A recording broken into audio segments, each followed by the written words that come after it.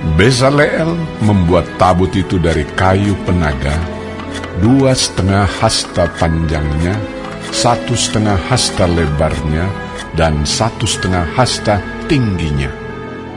Disalutnyalah itu dengan emas murni dari dalam dan dari luar, dan dibuatnyalah bingkai emas sekelilingnya. Dituangnyalah 4 gelang emas untuk tabut itu pada keempat penjurunya, yaitu 2 gelang pada rusuknya yang satu dan 2 gelang pada rusuknya yang kedua. Dibuatnyalah kayu pengusung dari kayu penaga, dan disalutnyalah itu dengan emas. Dan dimasukkannyalah kayu pengusung itu ke dalam gelang yang pada rusuk tabut itu, supaya tabut dapat diangkut. Dibuatnyalah tutup pendamaian dari emas murni, 2,5 hasta panjangnya dan 1,5 hasta lebarnya. Dibuatnyalah 2 kerup dari emas tempaan dibuatnya itu, pada kedua ujung tutup pendamaian itu, 1 kerup pada ujung sebelah sini dan 1 kerup pada ujung sebelah sana. Seiras dengan tutup pendamaian itu, dibuatnya kerup itu pada kedua ujungnya. Kerup-kerup itu mengembangkan kedua sayapnya ke atas. Sayap-sayapnya menudungi tutup pendamaian itu, dan mukanya menghadap kepada masing-masing. Kepada tutup pendamaian itulah menghadap muka kerup-kerup itu. Dibuatnyalah meja itu dari kayu penaga, 2 hasta panjangnya, 1 hasta lebarnya, dan 1,5 hasta tingginya. Disalutnyalah itu dengan emas murni, dan dibuatnya bingkai emas sekelilingnya. Dibuatnyalah sekelilingnya jalur pinggir yang setapak tangan lebarnya, dan dibuatnya bingkai emas sekeliling jalur pinggirnya itu. Dituangnyalah untuk meja itu 4 gelang emas, dan dipasangnyalah gelang-gelang itu di keempat penjurunya pada keempat kakinya. Dekat ke jalur pinggirnyalah gelang itu, yakni tempat memasukkan kayu pengusung, supaya meja itu dapat diangkut. Dibuatnyalah kayu pengusung itu dari kayu penaga, dan disalutnya dengan emas, yaitu supaya meja itu dapat diangkut. Dan dibuatnyalah perkakas yang di atas meja itu, yakni pinggannya, cawannya, piala dan kendinya, yang dipakai untuk persembahan curahan, semuanya dari emas murni. Dibuatnyalah kandil itu dari emas murni. Dari emas tempaan dibuatnya kandil itu, baik kakinya, baik batangnya, kelopaknya, dengan tombolnya dan kembangnya, dibuat seiras dengan kandil itu. Ada 6 cabang timbul dari sisinya. 3 cabang kandil itu dari sisi yang satu, dan 3 cabang dari sisi yang lain.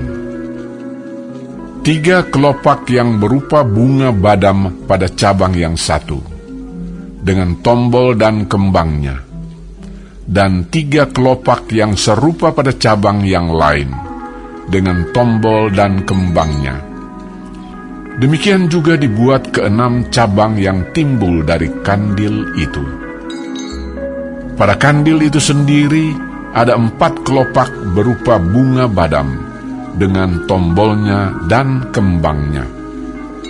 Juga ada 1 tombol di bawah sepasang cabang yang pertama yang timbul dari kandil itu, dan 1 tombol di bawah yang kedua, dan 1 tombol di bawah yang ketiga.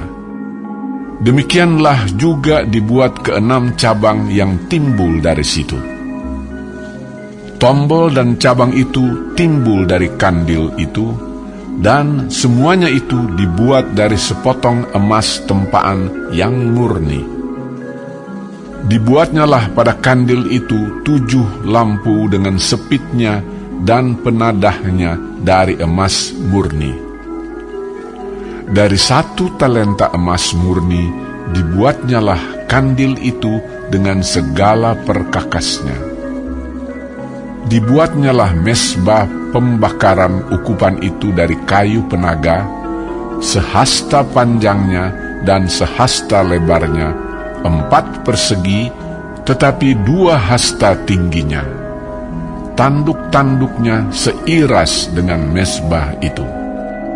Disalutnyalah itu dengan emas murni, bidang atasnya dan bidang-bidang sisinya sekelilingnya, serta tanduk-tanduknya. Dibuatnyalah bingkai emas sekelilingnya. Dibuatnyalah 2 gelang emas untuk mesbah itu di bawah bingkainya, pada kedua rusuknya, pada kedua bidang sisinya, sebagai tempat memasukkan kayu pengusung, supaya dengan itu mesbah dapat diangkut. Dan dibuatnyalah kayu pengusung itu dari kayu penaga dan disalutnya dengan emas. Dan dibuatnyalah minyak urapan yang kudus itu dan ukupan murni dari wangi-wangian, seperti buatan seorang tukang campur rempah-rempah.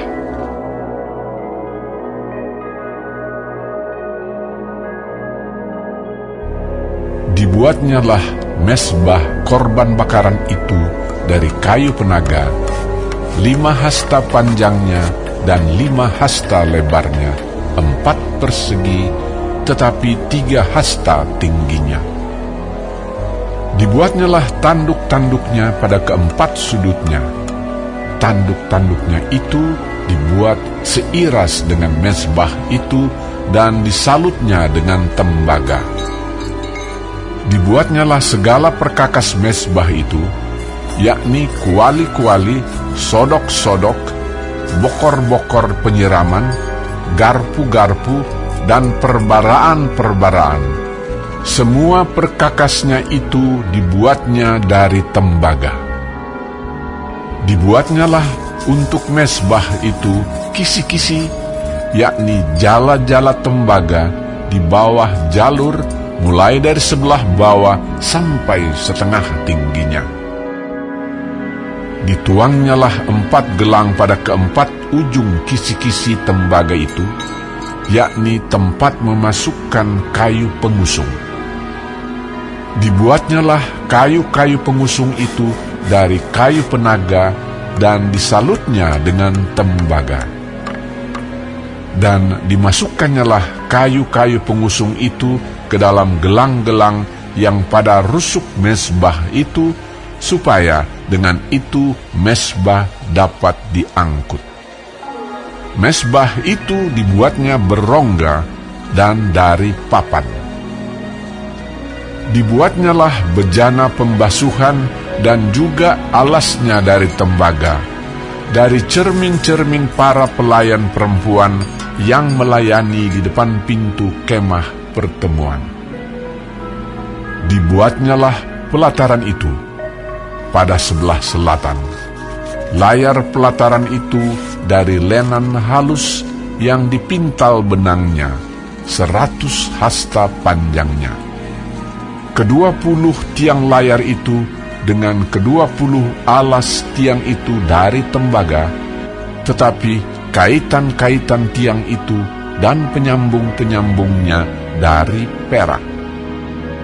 Pada sebelah utara 100 hasta. 20 tiang layar itu dengan 20 alas tiang itu dari tembaga, tetapi kaitan-kaitan tiang itu dan penyambung-penyambungnya dari perak. Pada sebelah barat, layar 50 hasta dengan 10 tiangnya dan 10 alas tiang itu, dan kaitan-kaitan tiang itu serta penyambung-penyambungnya dari perak. Dan pada sebelah timur, 50 hasta, yakni layar 15 hasta untuk sisi yang satu di samping pintu gerbang itu, dengan 3 tiangnya dan 3 alas tiang itu. Dan juga untuk sisi yang kedua di samping pintu gerbang itu, sebelah menyebelah pintu gerbang pelataran itu ada layar 15 hasta dengan 3 tiangnya dan 3 alas tiang itu. Segala layar yang mengelilingi pelataran adalah dari lenan halus yang dipintal benangnya. Alas-alas untuk tiang-tiang itu adalah dari tembaga, tetapi kaitan-kaitan tiang itu dan penyambung-penyambungnya dari perak, juga salut kepalanya dari perak. Dihubungkanlah dengan penyambung-penyambung dari perak segala tiang-tiang pelataran itu. Tirai pintu gerbang pelataran itu tenunan yang berwarna-warna dari kain ungu tua, kain ungu muda, kain kirmizi, dan dari lenan halus yang dipintal benangnya. 20 hasta panjangnya, tetapi tingginya, yang juga lebar kain itu, adalah 5 hasta, sama dengan tinggi layar pelataran itu. Keempat tiangnya dan keempat alas tiang itu dari tembaga, tetapi kaitan-kaitannya dari perak, dan juga salut kepalanya serta penyambung-penyambungnya dari perak. Segala patok untuk kemah suci dan untuk pelataran itu, sekelilingnya adalah dari tembaga. Inilah daftar biaya untuk mendirikan kemah suci, yakni kemah suci, tempat hukum Allah, yang disusun atas perintah Musa oleh orang Lewi di bawah pimpinan Itamar, anak Imam Harun. Bezalel bin Uri bin Hur dari suku Yehuda membuat segala yang diperintahkan Tuhan kepada Musa, dan bersama-sama dengan dia turut Aholiab, anak Ahisamak dari suku Dan, seorang tukang dan ahli, seorang yang membuat tenunan yang berwarna-warna dari kain ungu tua, dari kain ungu muda, dari kain kirmizi, dan dari lenan halus. Segala emas yang dipakai untuk segala pekerjaan mendirikan tempat kudus itu, yakni emas dari persembahan unjukan, ada 29 talenta dan 730 shikal ditimbang menurut shikal kudus. Perak persembahan mereka yang didaftarkan dari antara jemaah itu ada 100 talenta dan 1.775 shikal ditimbang menurut shikal kudus. Sebeka seorang, yaitu setengah shikal, ditimbang menurut shikal kudus untuk setiap orang yang termasuk orang-orang yang terdaftar, yang berumur 20 tahun ke atas, sejumlah 603.550 orang. 100 talenta perak dipakai untuk menuang alas-alas tempat kudus dan alas-alas tiang tabir itu, 100 alas sesuai dengan 100 talenta itu, jadi 1 talenta untuk 1 alas. Dari yang 1.775 shikal itu, dibuatnyalah kaitan-kaitan untuk tiang-tiang itu, disalutnyalah kepala tiang itu, dan dihubungkannya tiang-tiang itu dengan penyambung-penyambung. Tembaga dari persembahan unjukan itu ada 70 talenta dan 2.400 shikal. Daripadanya dibuatnyalah alas-alas pintu kemah pertemuan dan mezbah tembaga dengan kisi-kisi tembaganya, segala perkakas mezbah itu.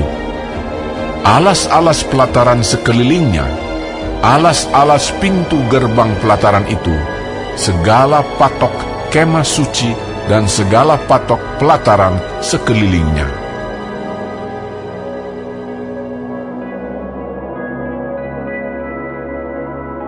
Untuk pemimpin biduan, Mazmur Daud. Langit menceritakan kemuliaan Allah, dan cakrawala memberitakan pekerjaan tangannya. Hari meneruskan berita itu kepada hari, dan malam menyampaikan pengetahuan itu kepada malam. Tidak ada berita dan tidak ada kata, suara mereka tidak terdengar. Tetapi gema mereka terpencar ke seluruh dunia, dan perkataan mereka sampai ke ujung bumi. Ia memasang kemah di langit untuk matahari, yang keluar bagaikan pengantin laki-laki yang keluar dari kamarnya, girang bagaikan pahlawan yang hendak melakukan perjalanannya. Dari ujung langit ia terbit, dan ia beredar sampai ke ujung yang lain. Tidak ada yang terlindung dari panas sinarnya. Taurat Tuhan itu sempurna, menyegarkan jiwa. Peraturan Tuhan itu teguh, memberikan hikmat kepada orang yang tak berpengalaman. Titah Tuhan itu tepat, menyukakan hati. Perintah Tuhan itu murni, membuat mata bercahaya. Takut akan Tuhan itu suci, tetap ada untuk selamanya. Hukum-hukum Tuhan itu benar, adil semuanya. Lebih indah daripada emas, bahkan daripada banyak emas tua, dan lebih manis daripada madu, bahkan daripada madu tetesan dari sarang lebah.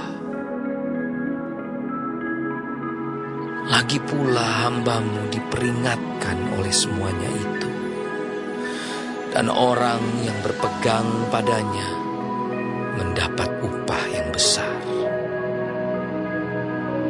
Siapakah yang dapat mengetahui kesesatan? Bebaskanlah aku dari apa yang tidak kusadari. Lindungilah hambamu juga terhadap orang yang kurang ajar. Janganlah mereka menguasai aku. Maka aku menjadi tak bercela dan bebas dari pelanggaran besar.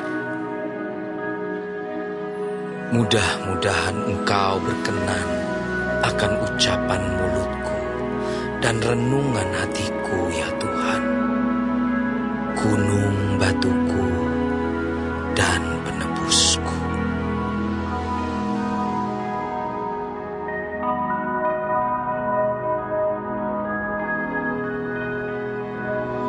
Rasul-rasul dan saudara-saudara di Yudea mendengar bahwa bangsa-bangsa lain juga menerima firman Allah. Ketika Petrus tiba di Yerusalem, orang-orang dari golongan yang bersunat berselisih pendapat dengan dia. Kata mereka, "Engkau telah masuk ke rumah orang-orang yang tidak bersunat dan makan bersama-sama dengan mereka." Tetapi Petrus menjelaskan segala sesuatu berturut-turut. Katanya, "Aku sedang berdoa di kota Yope. Tiba-tiba rohku diliputi kuasa ilahi dan aku melihat suatu penglihatan. Suatu benda berbentuk kain lebar yang bergantung pada keempat sudutnya, diturunkan dari langit sampai di depanku. Aku menatapnya, dan di dalamnya aku lihat segala jenis binatang berkaki empat, dan binatang liar, dan binatang menjalar dan burung-burung. Lalu aku mendengar suara berkata kepada aku, 'Bangunlah, hai Petrus, sembelihlah, dan makanlah." Tetapi aku berkata, "Tidak, Tuhan, tidak. Sebab belum pernah sesuatu yang haram dan yang tidak tahir masuk ke dalam mulutku." Akan tetapi untuk kedua kalinya suara dari sorga berkata kepadaku, "Apa yang dinyatakan halal oleh Allah, tidak boleh engkau nyatakan haram." Hal itu terjadi sampai 3 kali, lalu semuanya ditarik kembali ke langit. Dan seketika itu juga 3 orang berdiri di depan rumah di mana kami menumpang. Mereka diutus kepadaku dari Kaisarea. Lalu kata Roh kepadaku, "Pergi bersama mereka dengan tidak bimbang." Dan 6 saudara ini menyertai aku. Kami masuk ke dalam rumah orang itu, dan ia menceritakan kepada kami bagaimana ia melihat seorang malaikat berdiri di dalam rumahnya dan berkata kepadanya, "Suruhlah orang ke Yope untuk menjemput Simon yang disebut Petrus. Ia akan menyampaikan suatu berita kepada kamu yang akan mendatangkan keselamatan bagimu dan bagi seluruh isi rumahmu." Dan ketika aku mulai berbicara, turunlah Roh Kudus ke atas mereka, sama seperti dahulu ke atas kita. Maka teringatlah aku akan perkataan Tuhan. Yohanes membaptis dengan air, tetapi kamu akan dibaptis dengan Roh Kudus. Jadi jika Allah memberikan karunia-Nya kepada mereka, sama seperti kepada kita pada waktu kita mulai percaya kepada Yesus Kristus, bagaimanakah mungkin aku mencegah dia? Ketika mereka mendengar hal itu, mereka menjadi tenang, lalu memuliakan Allah. Katanya, Jadi, kepada bangsa-bangsa lain juga, Allah mengaruniakan pertobatan yang memimpin kepada hidup. sementara itu banyak saudara-saudara telah tersebar karena penganiayaan yang timbul sesudah Stefanus dihukum mati.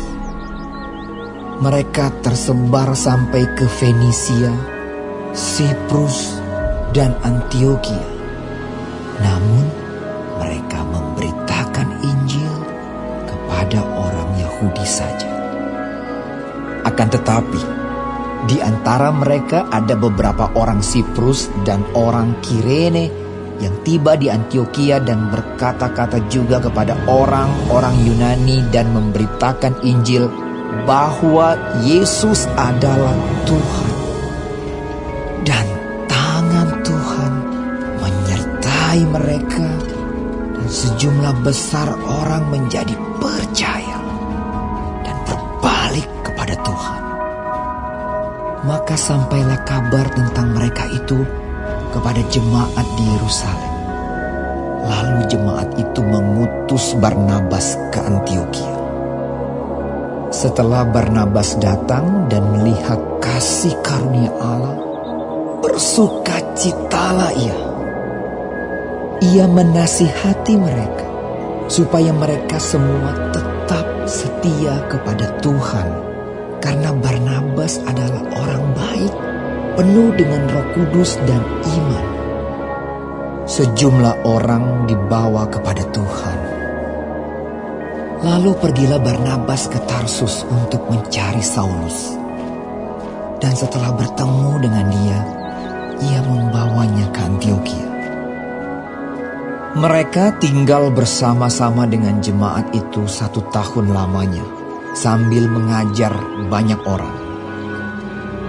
Di Antioquialah murid-murid itu untuk pertama kalinya disebut Kristen. Pada waktu itu, datanglah beberapa nabi dari Yerusalem ke Antioquia. Seorang dari mereka yang bernama Agabus bangkit dan oleh kuasa Roh yang mengatakan bahwa seluruh dunia akan ditimpa bahaya kelaparan yang besar. Hal itu terjadi juga pada zaman Claudius. Lalu murid-murid memutuskan untuk mengumpulkan suatu sumbangan sesuai dengan kemampuan mereka masing-masing dan mengirimkannya kepada saudara-saudara yang diam di Yudea. Hal itu mereka lakukan juga, dan mereka mengirimkannya kepada penatua-penatua dengan perantaraan Barnabas dan Saulus.